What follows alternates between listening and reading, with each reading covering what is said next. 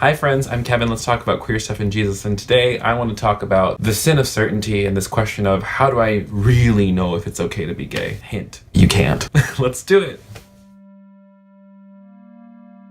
So I've been working on this series on how to talk about the Bible and LGBTQ inclusion. It's almost finished, and I would love for you to go check those things out. But one thing I noticed in comments and in messages I've been getting from people is this kind of like low-level fear of, well, how do I know, like, for certain? Because yeah, a lot of times you can get a lot of biblical knowledge and understanding about how to talk about the Bible and LGBT inclusion, and you can defend your way, theologically speaking, but sometimes deep down there is still this deep-seated fear of, like, what if I'm wrong? And I just want to say up front, like, that's totally normal to be asking a question, is it really okay for me to be gay, bi, trans, whatever your identity is? And the reason that's normal is because we've been taught to believe and to think a certain way. My entire life, again, I'll speak from my own experience, it was predicated on this fear of hell, that if I didn't do the right thing, I was going to end up eternally separated from God. And that is a big way to get people to just like fall in line with a very specific way of thinking, right? And many of us were born into religious communities that kind of set God up as like this big watchman or guard in the sky, just waiting for us to sin and waiting for us to screw up. So we were constantly monitoring our behaviors, how we were talking, who we were hanging out with,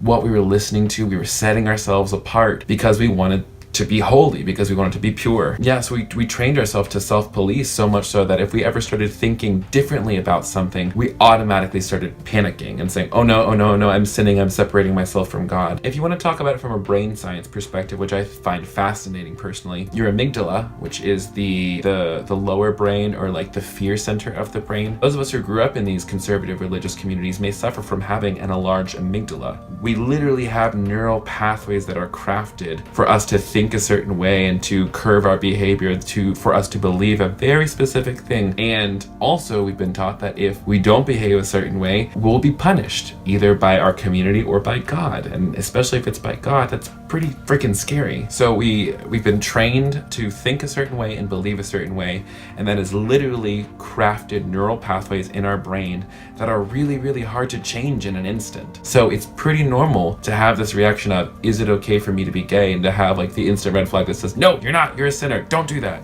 When I first started asking the question about whether it was okay to be gay or not, it actually kind of took me about 2 years before I really wrestled through all of it, because I came to this point where I realized I was attracted to men, and that probably wasn't ever going away. And so I started asking the question, what do I do with that? Do I try to become celibate and just live out my life from what a lot of people call side B? And then I thought about, well, maybe I should try and date women. And then I also thought about, well, maybe I should just try and pray the gay away again. I want to say up front, trying to pray the gay away doesn't work. And I've got so many stories, my own among them, about why that's a dangerous and flawed way of thinking. I do not believe that one can simply pray the gay away. So it took a while, but at the end of it all, after like lots of prayer, lots of studying books and theologies of people much smarter than me, I finally came to a point where I understood that this is who I was created to be.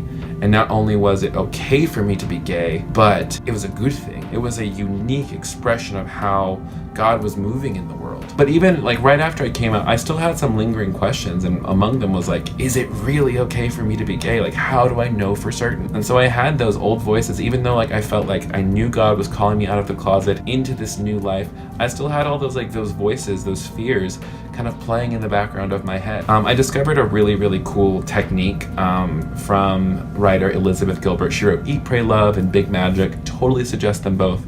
But in Big Magic, she was talking specifically about fear as it relates to creativity, but I kind of adapted it to my own sort of life and like the things I was dealing with, because my fears were about me being separated from God, that I wasn't lovable, that I was choosing to sin, that I was actually leading people astray, etc., etc. What Elizabeth Gilbert says is like, rather than trying to silence your fear, why don't you actually talk to it? Acknowledge that it's there. Like, look at your fear and say, hey, I hear you, I see you, I understand that what you're doing is just trying to keep me alive and trying to keep me safe, and that's good and needed, but I have to follow God. I have to go where the Holy Spirit is leading me. So if you want to be on this road trip, you can be in the car, but you got to sit in the back seat. And I think that is like a brilliant way to approach our fear, because like a lot of times we want to try and like push our fear out, but sometimes it's easier just to make friends with your fear, to acknowledge that it's there, to acknowledge that you have these questions that you don't know for certain, but you know that you want to keep following God. And that's what I did. So from a brain science perspective, when we choose to actually acknowledge our fear instead of just trying to silence it and then choosing to act or say something or believe something differently, we are actually rewiring the neural pathways of our brain so that we're less likely to go into panic and more likely to go into a space that is a little bit more freeing, a little bit more open, a little bit more true to what you actually believe and what you actually need to lead a healthier life. I've had a few people say to me over messages, I just really want God to reveal the truth to me. They're asking like for like a sign, you know what I'm saying? Or something to that effect, and I get it. More than anybody, wish I had perfect certainty on all of this stuff. Like I was looking for like a burning bush kind of moment to say, it's okay for you to be gay and rainbows and all those sorts of things. And here's the thing though, you're never gonna have 100% certainty. And I will be the first person to admit that for all of my knowledge, for all of my convictions, for all the things I am trying to push in the way of LGBT inclusion in the church, I will still admit I don't know anything for certain. I could be totally wrong about these things. But despite not knowing, I trust in what the scriptures say. God says his strength is perfect in my weakness. So at the end of days, like I believe that Jesus' love is big enough to cover me if this is a big fat mistake. I don't think it is, mind you. I believe wholeheartedly that it's okay to be queer and Christian and trans and Christian and all the other identities and Christian. But I will say this, like even though one can never be certain about these things, you know. My friend Corey has this saying of even when you don't know, you know, right? Because think about it, like if you're coming to this question of is it really okay to be LGBTQ and Christian, you probably already see the path in front of you. You probably already hear God calling you out of the closet, calling you into the greatness of your life. You probably see the path in front of you, and you're probably scared to death of what it could mean if you actually choose to follow God. And yeah, that's legitimate. It's a legitimate fear because like you stand to lose family and friends and ministry opportunities if you're like me and come from the Christian world. You stand to lose a lot of things by coming out of the closet. I always think back to that story when Jesus says, what good is it if somebody gains the whole world and loses their soul? And I don't think Jesus is talking about, after we die. I think Jesus is talking about right here and now in our everyday life, because what good is it if we gain the whole world, if we're good at our jobs, if we have the comfort, if we have the job, if we have the ministry, if we have all of these things, but on the inside we're dying. If our soul is literally just being like crushed every day by the weight of not being true to who we were created to be. And I'm living proof of that. I had a lot. I had a promising upcoming and developing career as a ministry leader, and I lost a lot. But I gained my soul. I got my life back. For the first time, I was able to finally see what it meant to be living. And I've been able to see the fruits of God's love more in the past 2.5 years since coming out than I ever did when I was trying to be somebody I wasn't. So if you're out there and you're asking this question, how do I know it's okay to be gay? How can I be certain? Short answer, you can't.